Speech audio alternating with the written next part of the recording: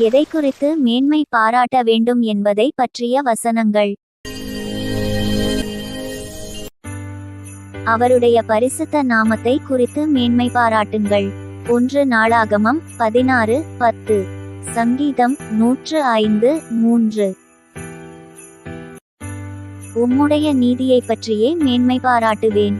சங்கீதம் 71:16.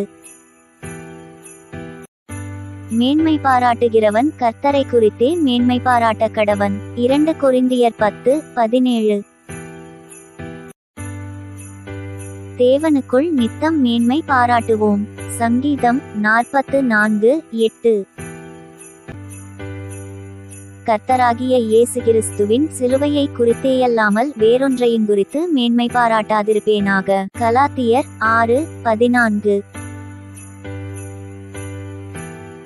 ஞானி தன் ஞானத்தை குறித்து மேன்மை பாராட்ட வேண்டாம். பராக்கிரமன் தன் பராக்கிரமத்தை குறித்து மேன்மை பாராட்ட வேண்டாம்.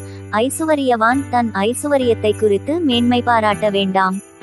மேன்மை பாராட்டுகிறவன் பூமியிலே கிருபையையும் நியாயத்தையும் நீதியையும் செய்கிற கர்த்தர் நான் என்று என்னை அறிந்து உணர்ந்திருக்கிறதை குறித்தே மேன்மை பாராட்ட கடவன் என்று கர்த்தர் சொல்லுகிறார்.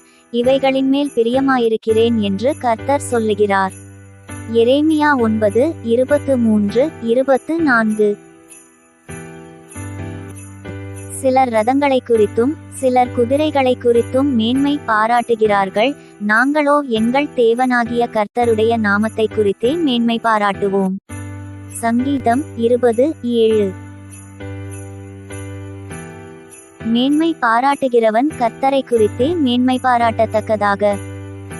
அவரே தேவனால் நமக்கு ஞானமும் நீதியும் பரிசுத்தமும் மீட்புமானார். 1 கொரிந்தியர் 1:30-31. மாம்சத்தின் மேல் நம்பிக்கையாயிராமல் ஆவியினாலே தேவனுக்கு ஆராதனை செய்து கிறிஸ்து இயேசுவுக்குள் மேன்மை பாராட்டுகிற நாமே விருத்த சேதனமுள்ளவர்கள். பிலிப்பியர் 3:3.